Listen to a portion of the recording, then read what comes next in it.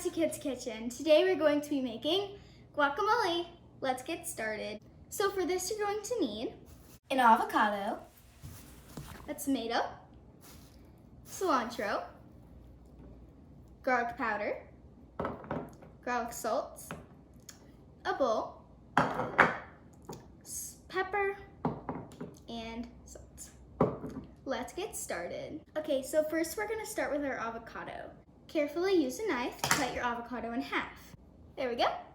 Now squeeze the half without the pit into your bowl. So if you're only going to use half the avocado, use the side without the pit. The pit in the avocado prevents browning in the fridge. Now squeeze the other half in. Now use a fork and mash up your avocado until it's nice and smooth. Okay, so I got it all nice and creamy. Let's move on to our next step. The next step is all of our seasoning. First, we're going to add our garlic powder. Start with adding just a little bit and then taste. Now that we've added the garlic powder, we'll mix it up. Now taste. I think it needs a little bit more garlic powder. Don't add too much garlic powder because you're gonna add your garlic salt soon. Okay, so now that you've finished adding your garlic powder, you're just gonna add a dash of garlic salt. Perfect, it tastes delicious. Now let's add our salt and pepper. Start with your pepper. Now let's add salt. Okay, that's done. Let's put our mix to the side.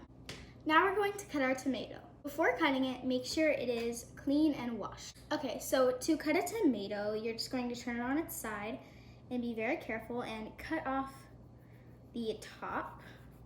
I just fed the tomato scraps to my goats, Sammy, Millie, and Daisy. Now flip your flat side down and cut your tomato in half.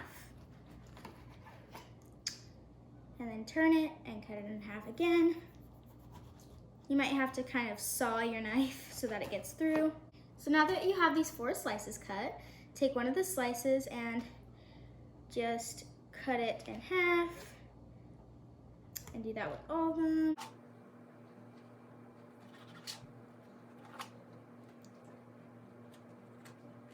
Now, my tomato was really big and I didn't want to add that much, so I'm just gonna eat the rest. Now add your tomato.